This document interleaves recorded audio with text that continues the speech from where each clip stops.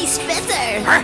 heb je zin om met mij een avondje te gaan stappen? Wie denk je wel wie je bent? Ik heet Moppie, ik ben een lekker wijf met een heel mooi lijf. Ik hou van zoenen, lekker lang zoenen. Met mijn blonde haar krijg ik alles voor elkaar.